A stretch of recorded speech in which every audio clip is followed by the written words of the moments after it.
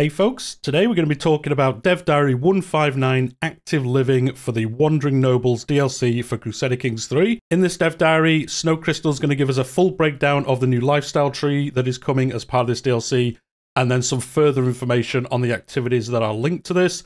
They were talked about last week, but there's actually a little bit more information this week, with some examples as well. But let's just get straight into it. So the new lifestyle, as we know, we are getting this wandering lifestyle as part of this DLC, and this is set up like other lifestyles in the game. There are 27 perks spread across 3 lifestyle trees, which is actually not true. There's actually 4 of them, and we'll get to that later on.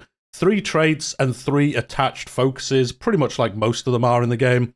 Unlike the other lifestyles in the game, it is not connected to an education trait, but to the Traveller trait itself. And with this, you will get a 10% monthly gain from the base Traveller trait and an additional 20% for every level in the Wanderer trait. So it is a little bit different. Obviously, the bonuses you're getting to XP aren't based on like how good you are at Martial or something like that.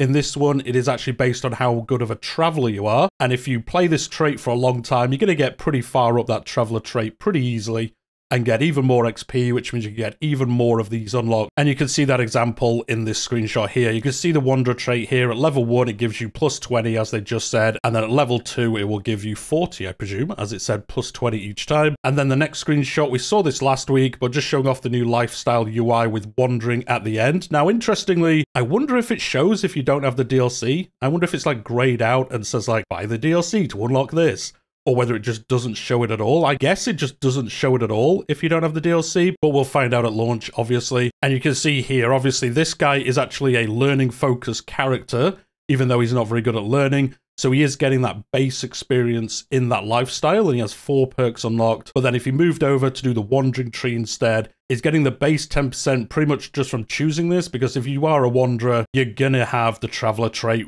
pretty much immediately if you don't have it anyway.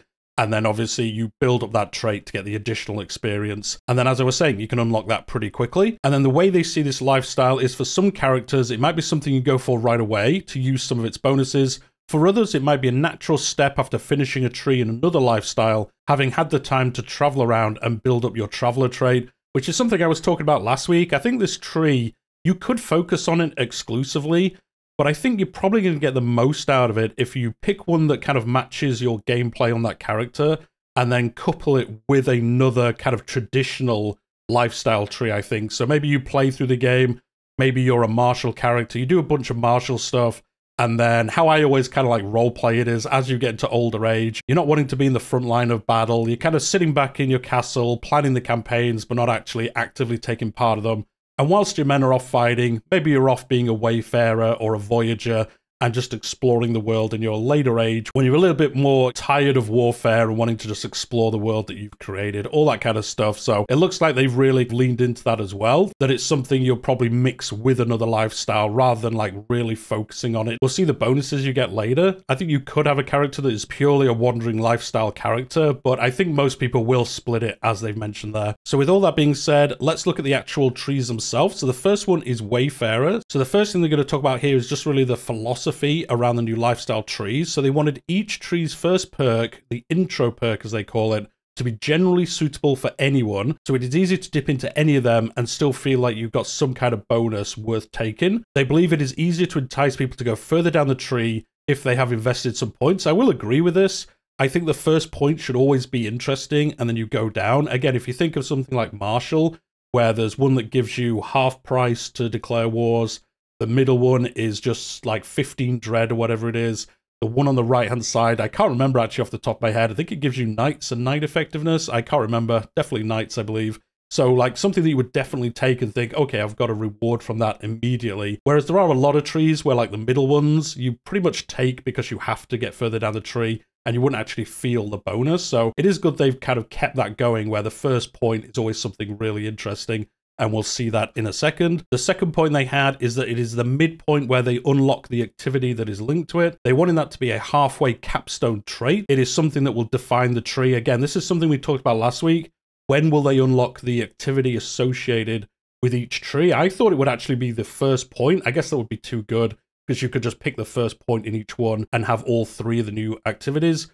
whereas it is actually the middle point in each tree is where you unlock the associated activity. So kind of makes sense actually how they've done that. They've also included one capstone perk right before the trait, so really just making it so you feel like you want to finish the tree after you pick up the activity.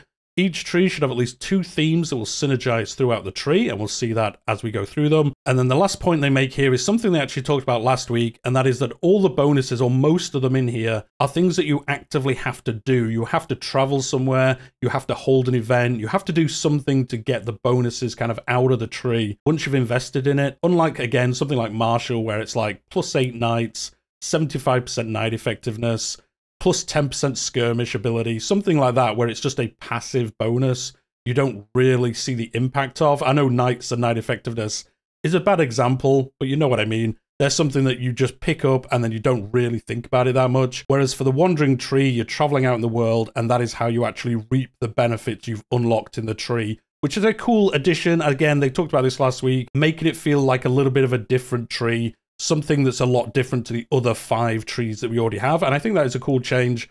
Definitely mixes it up a little bit. So with all that in mind, what is the theme of the Wayfarer tree, which is the first one? For this one, they've attached some fame, some prestige experience, and some stress loss. Attaching this to fame rather than prestige enables them to give more sources without worrying about giving out an abundance of prestige to a player. They also wanted to introduce something of a friendly ruler traveling throughout their domain feel to it. So a lot of the perks have enabled that fantasy. So let's look at the actual Wayfarer tree. So this is how it looks in the UI. It starts with Well Prepared, ends in Wayfarer, and we're going to get a breakdown of each one of these perks. So the first one is Well Prepared. This perk was supposed to give you a simple way to make travel faster. So if you want to travel around a bit, which is the point of the tree, it will be less costly and dangerous. They've also included a supply boon, making it fit the name of the perk, which is true. You are well prepared, so travel is cheaper. I think this is a fine first one. Supply duration is pretty good. Travel safety really going along with the theme of this tree. The next one is Far and Wide. This is the first perk dipping into the fame synergy that they wanted for the tree. By letting you travel around more safely from the first perk, now they're going to give us more fame, and you can start racking up fame while participating in activities or traveling to distant lands. And this is different culture opinion +10, different faith opinion +10, and your fame is increased by 10 for every holding that you visit. So a pretty good bonus there. The opinion is pretty nice. That is usually a good thing you could pick up from the learning tree to a much more powerful version, but +10 is fine. And then the fame per every holding you visit, that can rack up pretty quickly, especially if you play a character from early on and you really play a long time with this lifestyle. The next one is Just One More Hill. This is inspired by 2 educational perks in the game, one in Scholar in the learning tree and Groom to Rule in the diplomacy tree. They wanted a way to enable a player to prepare their heir for the tree if they wanted to dip into it on their next character, and give them a solid way to pass the traveler trait from one character to another. So this is really, as they're saying, more of a setup for things in the future trait, and your children have a chance to gain prowess and the traveler trait. So again, just setting it up for the next time. Prowess, always useful. Traveler trait is useful anyway, but if you did go down this trait again, you would have them building up the XP quicker, as they might have gone further down the traveler trait before you start playing as them. The next perk is Storyteller. The first capstone perk of the tree enables both fame and stress loss synergy. It gives you fame from hikes and random travel events, and the activity is intended to be a very effective way of removing stress, similar to having feast. So this also gives you 25% legend spread chance, which is a pretty nice bonus if you are using legends. I know legends aren't everyone's favorite system, but 25% spread chance is pretty good.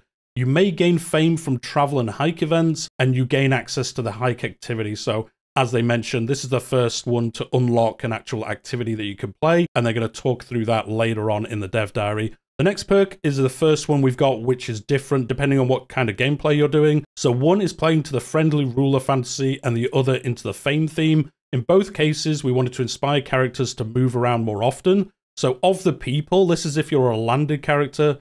Promote cultural acceptance effectiveness plus 30%. There's a lot of these bonuses elsewhere in the game. You can actually get cultural acceptance bonuses pretty high, actually, if you pick the right kind of combination of perks and things. And increase the popular opinion of any realm you travel through, which is a really nice bonus. Actually makes things like tours even better, because every realm counter you travel to increases the popular opinion. So that's actually a really nice bonus coupled with some other things. And then if you are unlanded, of the people again, whenever you move your camp, gain fame equal to 15 times your diplomacy skill once every 3 months. This is a fantastic bonus. If you're moving your camp around like every 4, 5, 6 months, that's a lot of fame you're going to pick up, especially if your character is focused on diplomacy. That's actually quite a lot of fame you're going to get, so a pretty nice one there, and it does fit into the theme, as they were saying. The next one is Local Hero. For the Wayfarer tree specifically, they wanted to make the perk of both lines leading up to the final trait a bit of a capstone perk. In this case, Local Hero is intended to be a great boon for those grabbing all that fame, giving them a decent diplomacy boost, which really synergizes with the previous one as well. And it also gives you access to 2 new travel options, one of which provides you with another way to play into the fame and stress loss side of this tree. So yeah, Local Hero, diplomacy per level of fame +1, unlocks the Mellow Journey travel option, and unlocks the Appeasement travel option as well, and they're going to go over those now. So Appeasement gives you Dread reduction and Monthly Tyranny reduction as well. So a pretty good one. If you've picked up some Dread, you don't want it, I suppose, you can use this to get rid of it. And then Mellow Journey, travel speed is actually decreased, but actually reduces your stress gain at the same time, and you get fame for every visited holding when the trip ends. So you're really taking your time, chilling out. It's going to take you longer to do this travel wherever you're going to. But when you get back, you're going to get fame, and stress gain is less as well. So you could pick up some events on the way that would generally make you very stressful, but with this, they won't. I imagine I might choose this one, especially if I'm going to pay homage to my king or something like that, and I'm really not that worried about if it's going to take me longer to get back, because I'll pick up a bunch of fame for every visited holding. You could even customize the route and make it very wiggly, so you visit a lot of holdings on the way back. I quite like this one, actually. It's a cool idea. The next perk is Travel Companion. This is a simple perk that increases the opinion of everyone traveling with you at any given time and improves the Caravan Master aptitude for anyone currently serving in that role. And it is simple. Travel Companion opinion +15, Caravan Master aptitude +15. It's kind of weird. Caravan Masters, I always find I've got a really good one, but this does help you anyway and does make that a little bit better. And then people with you get a bit of a modifier as well. That could help you with some interactions. And then the last one on this right-hand side of the tree is the Home Away from Home. This is the capstone perk for stress loss. As you can see in the screenshot, this increases your stress loss whilst you are traveling, which is always a bit of a weird way to say things, but basically anything that reduces your stress is 50% better while you are traveling. And it also unlocks the long hike activity option. Now, we don't actually know what this does. I wonder if it allows you to hike to further away locations. I'm guessing that's what it means, but we'll find out once we play the game, because they don't actually show it off in this dev diary for once. And then the Wayfarer trait, the last point you put in this tree, this gives you +2 diplomacy, +1 prowess per level of fame, and stress loss per level of fame is +5%, so your stress loss is better per every level of fame. A pretty good trade. I don't think it's amazing, but if you have a high level of fame and everything in the tree is kind of built to make you have that higher level of fame, I guess your prowess could get pretty high, coupled with the bonuses in here. And then also, as they were talking about, if you went down the Marshall tree or something like that, you could have some pretty ludicrously high levels of prowess. It would be pretty nice to get that. So there we go. That is the Wayfarer tree. Let me know what you think about it. I'm really not sure how much I would go down this, like day to day. I guess the stress loss, if you have a character and you aren't playing them as per their traits and you're building up a lot of stress and things like that, it could be quite good to go down. I guess the fame increases are quite nice, especially if you do this maybe first when you take over a character, and then you're picking up all that fame bonus during your lifetime. I guess that could be quite good, but I don't know. Let me know what you think. I don't think it's an amazing tree, but that's fine. They don't need to be crazy good each time. Next, we're going to take a look at the Voyager tree. If the Wayfarer tree was about those who enjoy the journey but didn't care about the destination, the Voyager tree is the opposite. They don't care about the journey, but they just want to get where they're going. When designing this tree, they looked at it as like the tourist tree. You want to go somewhere, you just want to get there as quick as you can and then enjoy where you're actually at once you get there. The theme of this tree is focusing on points of interest and languages. The points of interest theme was an obvious choice for it, and then the language bonus was just something that kind of fitted in with everything else, I guess just to make it a little bit more rounded out. And we'll take a look through this entire tree now. As you can see, a similar setup to the previous one, but we're going to go through each of the perks as we did before. The first one is one that is split depending if you're landless or landed. Originally, this perk was made for just landed gameplay. Being able to handle your region at home would help someone who would be regularly traveling abroad. The idea is that you should be able to travel to distant places, but they didn't want to punish you too much for doing so. That idea, however, was not easily reflected in Landless characters, so they actually made a separate version of this perk. And you can see that here. The Power at Home landed version is Swing the Powers of Scale is more efficient, and Diarchs are more loyal when you are traveling, so they're not going to get up to as much shenanigans whilst you're away, and you can swing the scales of power back that little bit easier. And then if you are unlanded, provision capacity plus 250, provision use minus 10%, and your domicile can move 10% faster. And that's okay. I don't think that's that good, to be honest. There's so many bonuses to these through buildings and things. I'm not sure how much you're actually going to see that. The plus 250 provisions is basically nothing.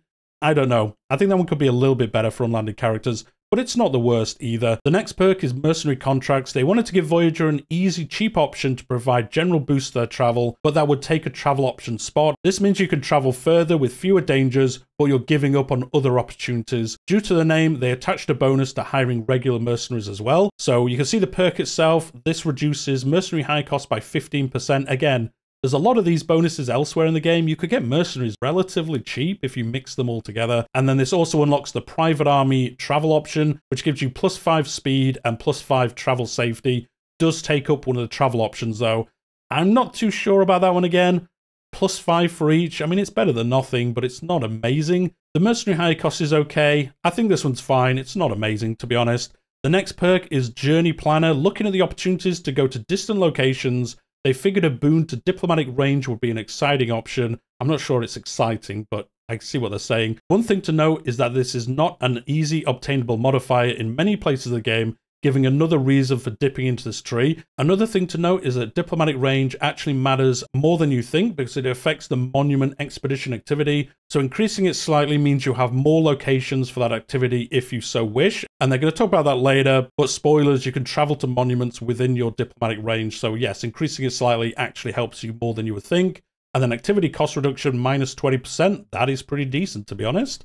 The next perk is finally there. They wanted to empower the player when they finally reached the destination of a journey to play into the core idea of this tree. Initially, they say this gave prestige and stress bonus every time you reached a destination in a journey. However, with Landless characters, that didn't really work because you're always traveling on these like micro journeys, and it was a little bit too good. So they redid this so it works for both styles of gameplay. So if point of interest loss is minus 5 and point of interest prestige is plus 10 prestige. So if you are traveling around a lot of points of interest, that actually adds up quite a bit. I mean, it's only plus 10. But again, if you're visiting like 2 each time, it's 20 for each travel. You're going to be traveling a lot if you're doing this lifestyle. So that is going to add up quite a bit. So as just a random perk, it's not too bad. It's not the best again. It's fine.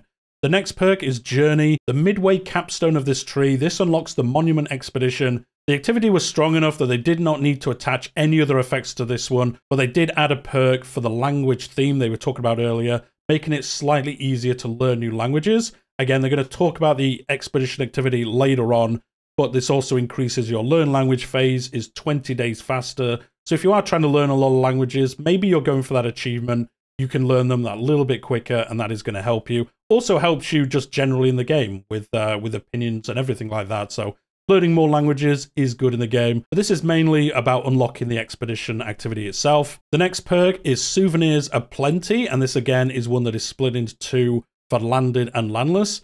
As part of this tree, they wanted to include at least one perk where you could effectively bring home development, but they wanted to make sure you couldn't stack it infinitely, which is good. In this sense, they figured it would be fun if you, for example, were a slightly backward Scandinavian traveling to Constantinople to see the sights and were inspired to improve your homeland. A pretty good example there, to be honest. I quite like that one. This is another one that didn't reflect well on landless characters, so they did make an alternate version of this. So you can see souvenirs are plenty if you're landed. Your capital will gain development if you travel to a more developed destination. That seems really good. I know it's kind of capped out where you can't get it higher, obviously, than places you go. If you are playing somewhere, as they say, like Scandinavia, that's going to have very low development, it is going to increase it quite a lot because pretty much everywhere you go is going to be higher than yours. So this could actually be a really good one for improving your homeland whilst you're out exploring. I actually really like this one. And then landless characters, they get provisions capacity plus 20%. Again, there's a lot of these provision bonuses in a lot of trees and buildings and stuff, almost negating the point of provisions, if I'm being honest.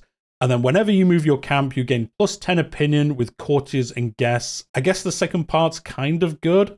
People are going to like you more in your camp. You can get up to steadfast quicker. The next perk is Gracious Host, Impeccable Guest. Again, one that is split into two. They imagine this perk as someone who would be traveling often to other cities and knows the etiquette and manners expected when you travel there. Someone who can equally serve up an impressive feast for strangers on one side and attend an exotic court on the other. This is primarily a payoff perk for the language theme, as you get a neat bonus for all your court positions. It is not grand or super impactful, but it can add up if you have a lot of active court positions. So the landed version, gain 10 opinion with anyone traveling to your capital, gain 10 opinion when visiting somebody else's capital, and court position aptitude is increased by +3 per known language. Do you know what? That's actually pretty good. If you do learn a lot of languages, that is going to make your court positions that much better, and actually makes quite a lot of them not like overpowered, but the ones that increase your prestige and things like that, actually really good. So, okay, that one's not too bad. And then the Landless version is bonus modifiers from the steadfast camp temperament, now also scaled by the number of known languages. Again, another reason to learn languages. And then gain 10 opinion when visiting somebody else's capital.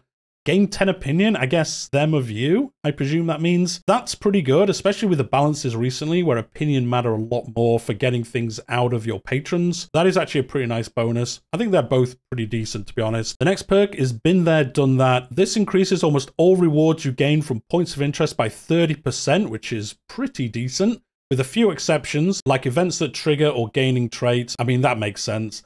This is the absolute capstone perk of the tree, and it enables a playstyle mostly traveling around and seeing points of interest with monument expeditions and pilgrimages, while still racking up lifestyle experience points, a lot of prestige, and reducing your stress as well. So as they said, points of interest plus 30% rewards, and you can learn an additional language without any penalties.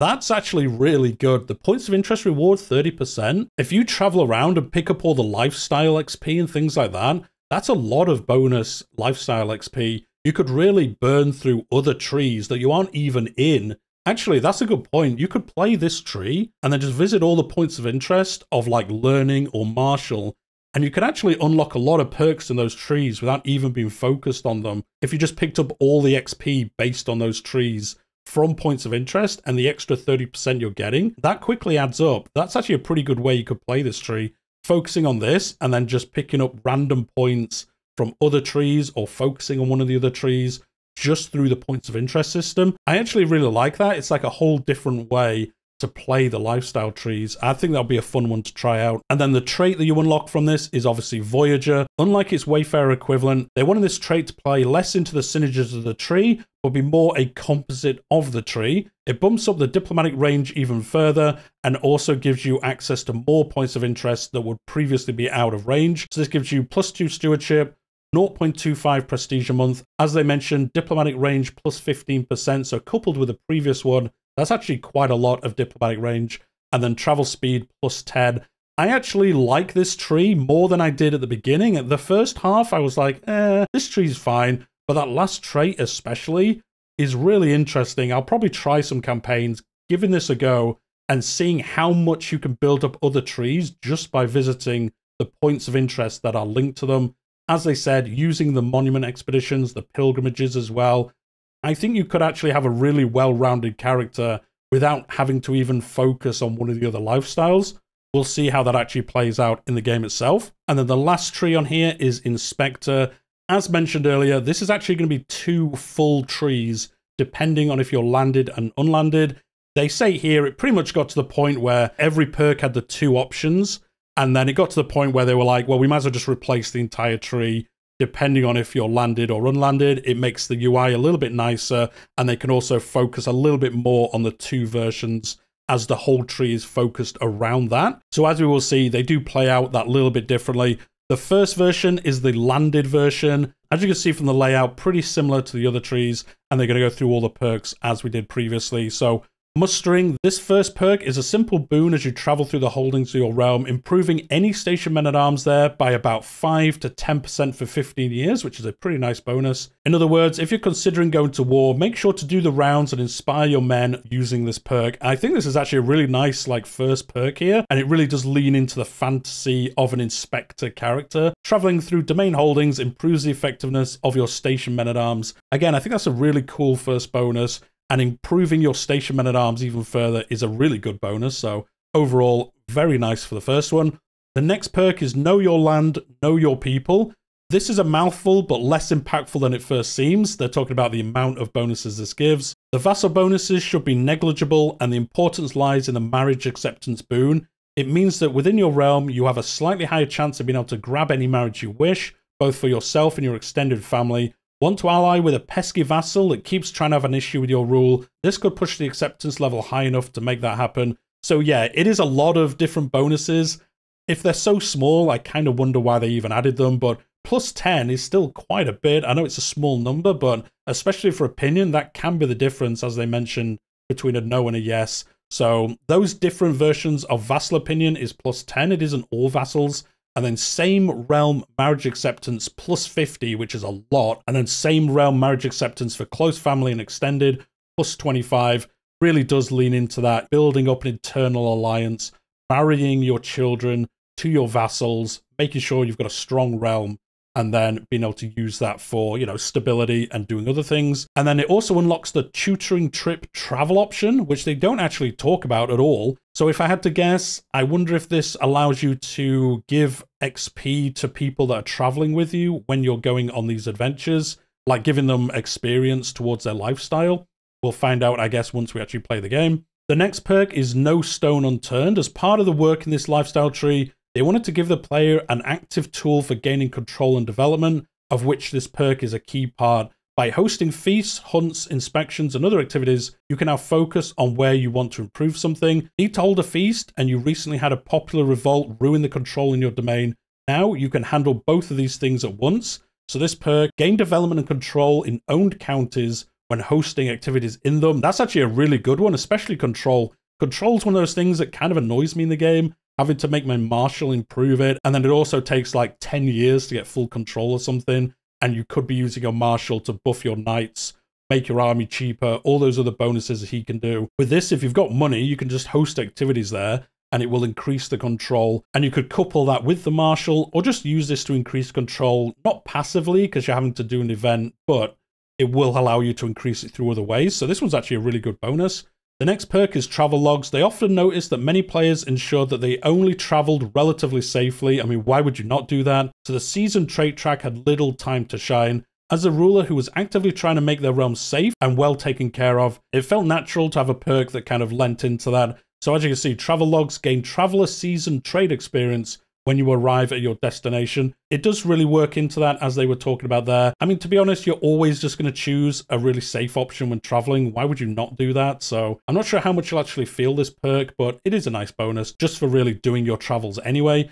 The next perk is Inspection. The first capstone perk of the tree opens up the inspection activity. This should open up the fantasy of traveling around your realm more appropriately, and they're going to cover more of that in the actual part about that activity later on. They have also added some tax bonuses as well. So domain taxes plus 10% kind of feeds into this theme, and then minor landholder vassal tax contribution plus 10%, and unlocks the actual activity itself. So again, pretty decent perk. Those just like passive bonuses are pretty decent. And then the inspection activity, as we'll see later on, is pretty good. The next perk is Arbitration. This unlocks a new decision where you can stop a journey to manage the domain for a while. Effectively, you will trade some prestige and travel time to gain legitimacy and either remove corruption in the domain or gain a temporary modifier that will increase your levy size, holding taxes, or development. This plays into the same logic as with No Stone Unturned, where you can directly manage one holding and take care of any issues there. This is an awesome one. I love this one. Intimidated vassal tax contribution plus 20%. I mean, that on its own is pretty decent. But that local arbitration decision, that is great. I was playing a game recently where my corruption was really high, and it's very hard to actually reduce that. This really, as they were saying here, plays into the idea of you stopping. Okay, this county is having some trouble. I'm going to stick around for a little bit improve a lot of what's going on here. Also increases your legitimacy, something else that can be relatively hard to do depending on what else you're getting up to. So this is a fantastic perk, actually. I really like this one. Definitely a winner so far in this tree. The next perk is Charts and Itineraries. This unlocks a new decision. This allows you to write a book about your travels. This is a leftover from the tree in its first iteration, but they decided to keep it as it was kind of interesting. So this is same realm scheme secrecy plus 35%. So that is going to allow you to scheme against people in your realm that little bit easier. And then as they mentioned, you could create a book using this as well. I actually really like that. Again, building into the RPG side of the game. This isn't a map painter, remember. It's a role-playing game disguised as a map painter. And this is really leaning into that. You're going on travels. I'm going to write a book about my travels. And then we'll see what kind of bonuses that gives. It's going to be 0.0005% prestige or something like that. No, I'm sure it's going to be way better. The next perk is Personal Touch. This is the proper capstone perk of this tree, binding together no stone unturned, inspection and arbitration into one bonus, either giving you them for free or improving upon the ones you've already chosen. This should be a noticeable boon for those who want to simply do realm gardening and ensure your realm runs smoothly. Again, a good hint there towards, like, you could have a full gameplay as a certain character where all you're doing, instead of going out and doing wars and doing the usual map painting shenanigans, you're instead just traveling around your realm, you know, being the friendly ruler, doing little things, improving your realm, improving development, reducing corruption, really being that kind of like nice ruler, improving your internal realm, and then maybe on your next character that allows you to springboard out of your realm with all those kind of bonuses built up, which I think is pretty cool. This perk, however, does give you domain limit +1, which is fine. So as you can see, Personal Touch +1 domain limit, holding and inspection activity will also apply the effects of local arbitration to that county as well, and no stone unturned effect is 50% better. That's actually a really good bonus. No stone unturned, that gave you development and control in owned counties when you hosted an activity in them. So that being 50% better is really good. 50% more development based on that and the additional control from that as well. That's really good. And then arbitration is intimidated vassal tax contribution +20%. So that would just be applied anyway. Oh, I guess the difference is you're not having to do the decision. It's just automatically being applied. But it sounds like you could do it like twice. You could do it from this and do the decision by the sounds of it. Anyway, it looks pretty good from this final perk. I think this is actually a pretty decent perk, especially just making those previous ones better. I can see how that's like doubling down on your kind of really putting your hand on your realm and really running it properly. Well, how you think it should be run properly. And then obviously the trait here is the Inspector trait. Very similar logic to the Voyager trait in that this is supposed to at a glance tell the player what kind of fantasy this tree is supposed to be about. And this example is +2 stewardship, 25% long reign bonus, development growth +10%, and travel safety +10. A pretty nice set of bonuses, to be honest, for a trait there. The long reign bonus is really nice. The funny thing about long reign bonus is that it can actually be pretty detrimental on your next character if they're particularly hated. You can have it where your realm is super secure, and then you play as your next character, and it like falls apart, or there's just a lot of rebellions, things like that. But it is a good bonus. The development growth, especially coupled with the previous bonuses, really does, as they say, feed into the kind of gameplay style they want you to play. I think this tree is really good. The bonuses you're getting, this is actually going to get you a lot of gold, a lot of development, control. This is actually pretty decent. I wonder if this would be a good one if you take over some land to really help you, well, get control over it. So you could take over somewhere and then do a lot of these inspection tours, and that's going to help you keep those lands more secure in your realm, less rebellions, get more money out of them, more levies.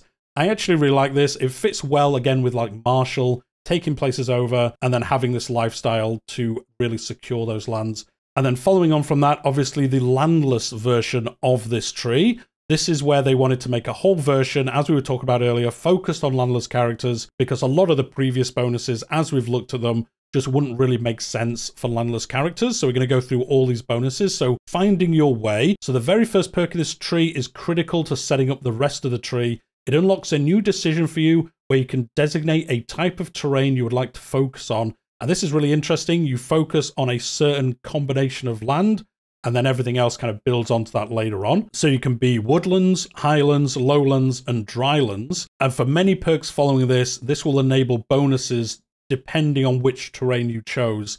So this is really cool for landless characters, especially if you're staying to a certain area of the map that is focused on one of these kind of terrain types. It's going to help you with all the following bonuses. So the next perk is Knowing the Land. As they looked at changing the Knowing Your Land landed version, they wanted to try keep some of the same fancy, but rather than you knowing the land or its people, you know the terrain you specialize in and how you can keep yourself alive traveling through it. So Knowing the Land, gathering provisions in designated terrain is 50% better. And this also unlocks the tutoring trip travel option. Again, they don't go into what that does. As we thought earlier, I wonder if it allows you to give experience to people within your traveling people. We'll find out once we have our hands on it. The next perk is Navigating the Wilds. They knew they wanted to put some battle bonuses in this tree. After all, as they started playing through the idea of specializing in a terrain, it made sense that you would get better at fighting in that terrain. So this gives you designated terrain advantage +5, maximum and minimum battle roll in designated terrain +2 each, really feeding into this idea of you're like a jungle commander, a desert commander, a mountain commander, and making you better and better at that kind of warfare, which I think is a really cool theme for this tree. The next one is Earth's Bounty. Replacing the inspection version of this wasn't easy, as it was vital to the original tree. What they looked at instead was to continue the logic of knowing the land and giving you bonuses based on that. So designated terrain provision use -20%, unlocks the quartermaster officer and makes them 10 better, also unlocks the head porter officer +10 better. Now, this is the first one where I'm really not sure if this is good or not, because this takes away the officer bonuses of the buildings that you have and puts them into a perk. Am I okay with that? Probably. It's kind of weird that we just got that system and they've already added ways to kind of circumvent how the buildings work, but I do kind of like it. It allows you a little bit more flexibility in what kind of buildings you build. And it does, again, lean into the idea of this tree where you're really like one with the land. You know what's happening in the world. You know, you're like streetwise, if you want to think of it that way. So you would be able to get these a little bit easier. It kind of fits in with the theme of it. I'm just not too sure about unlocking things that are currently locked behind buildings. Although giving players other options is always good, so it's probably fine. Let me know what you think in the comments down below. The next perk is Right Hand Man. After making Earth's Bounty, they felt they would have a little bit of a sub-theme for the officers in this tree, so they thought they could play further into that with this trait. The second officer is the most crucial position you have as a landless character, and this is a way to ensure that they are doing the most they can for you. So yeah, Right-Hand Man, second aptitude +15, that is actually a really good bonus anyway, and then gain skill points based on camp purpose. This is the one for Wanderers. It obviously changes depending on which one you are, but this increases all of them by 1. I don't know why it doesn't just say increase all your skill points by 1, but it does actually list the different ones. I guess it's different depending on what kind of one you're focused on. I wonder if like Swords for Hire is like +3 martial, +1 diplomacy, +1 learning or something, and then the other two don't have any bonuses. But that is actually a pretty good bonus. I like that perk. The second aptitude, as they said, is very important, so that makes it so you're probably going to have somebody who's good at it. So I do generally like that one. The next perk is King of the Wilds. This is a capstone perk for this lifestyle, unlocking a decision to hyper-focus on a specific terrain from the ones you chose earlier. For example, if you choose Highlands the first time, now you can select mountains, hills, or desert mountains to truly master this type. The idea of this is to specialize on a particular terrain, one that you are most likely to find yourself fighting in or generally being in, and this focusing around giving you bonuses for that reason. So this unlocks the master terrain decision, again, where you get to choose which one you want. And then the effects of this master terrain choice: danger -20, provision use -25. There's so many provision use modifiers now. As I was saying earlier, you could almost get provision use down to 0 if you mix the right combination. Refill men-at-arms cost -25%. Prestige and fame from battles +50%. Again, you have to fight in this very specific terrain type to get these. And then for the battles themselves, you get +5 advantage, maximum and minimum battle roll +1, negate supply limit penalty, yes, and then attrition taken -50%. So if you do play in a certain area of the map where there's a lot of that one kind of terrain, this is actually really good. Obviously, the flip side of that is that if you're not in that terrain, this literally does nothing for you. So it is really making you focus on a certain terrain type. Maybe you just go up into the mountains and you just play like a mountain landless character and you're getting all these bonuses, all these different things. I mean, some of these, to be honest, you could just dip into. So if you are mountains, for example, you could just go into them to refill your men-at-arms and then leave again. So you are getting some bonus even if you're not directly fighting in these areas. But overall, I think this is quite a good bonus. It is very hyper-focused, as they say, to one place. So you really are going to, as they said at the very beginning of this dev diary, have to actively work to get the bonus out of this. But it is really good if you are able to fight people in mountains or wherever. If you pick plains, forests, there are places on the map where you will get a lot of this bonus, even through normal gameplay. So overall, I like this tree. It is very focused. I think it's almost like the first tree was pretty good, more of an overall one. The second tree got better and better as we went down it. And then the third tree is very focused in one area for landless and landed. And if you're wanting to do that, it is a very good tree. So overall, I like the 3 trees that we've seen here. Let me know what you think in the comments down below. But these are actually pretty good. Like I say, the first tree, probably my least favorite because it doesn't really lean into how I play the game that much. But the second and third tree are going to be very interesting to give a try, see how they work out, mix and match them with other lifestyle trees. As we've seen with that one example where you could almost fill out another tree without even focusing on it, depending on how you traveled around the map. So yeah, let me know what you think in the comments. The last part of this dev diary, I know I've kept you for a very long time, is just going to go over the new activities very quickly. This was kind of covered last week, but they're going to go over them again. So these are hikes, monument expeditions, and the inspection, and these are all focused around those different areas. So the first one is hikes. That is the activity you unlock on the first tree. And in this activity, you set out with your guards and up to 1 special companion to leave the life of your court and join you on your adventures. If you bring a companion, the events will change slightly based on that, and you have opportunities to build a bond with them, or you can torment them if they aren't built for hiking. So you can play this like good or bad, depending on what kind of character you are. You will set out towards a location, usually something quite remote from anything. As you reach the area, the activity will start, and you'll take a short hike before starting your journey back home. You will go through several events detailing your experiences in the wilderness and some rarer events as well. So they're going to show off some examples here. So you arrive, and then the end. They do mention here that the systematic events of this activity is that the start, mid, and end events don't have options, but any you encounter in the middle will. You'll meet people, see sights, and experience nature's good and bad sides. So yeah, the 3, start, middle, end are kind of set in place, and then everything in between can be randomized. And you can see you are going to meet people, you're going to have some experiences, you're going to be able to pick up traits, things like that. So overall, you're just going out there, having a bit of a hike, bringing a friend with you, having some experiences with them, making them like you or hate you more. And then you do also have the intents, as we do see in all other activities. So overall, I think this is a pretty good one. Monument Expeditions is the next. The Monument Expedition is the only one of the 3 that lets you travel outside of your borders, which felt fitting considering the lifestyle tree and how they are set up.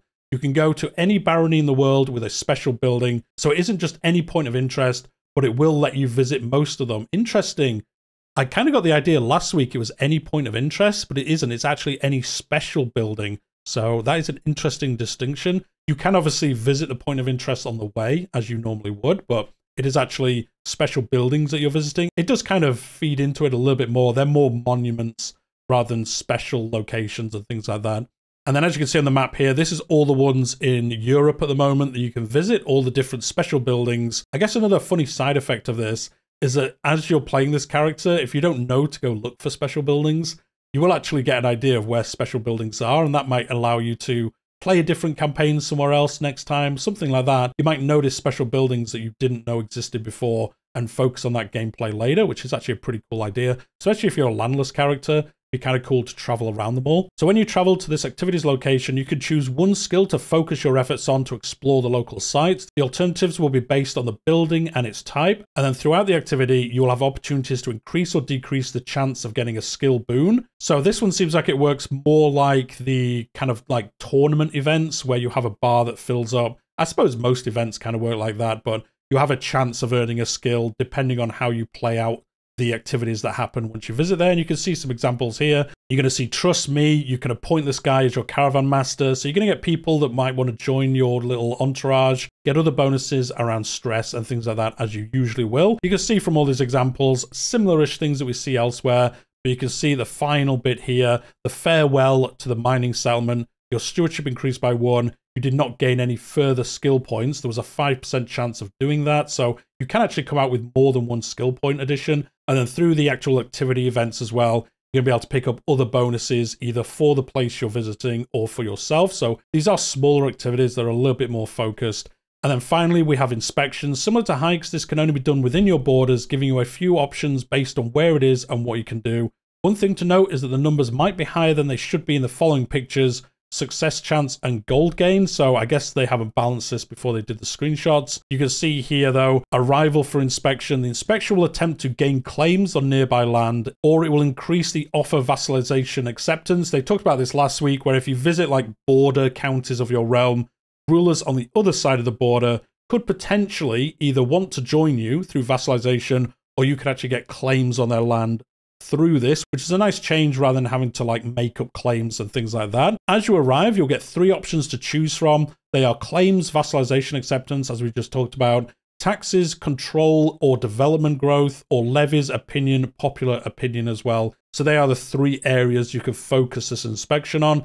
Again, giving you control over this, you can focus on a particular one depending on what's going on in that county. I think for the most part, most of us are going to use the first one. Trying to get claims and vassalization acceptance on border counties is a really cool idea.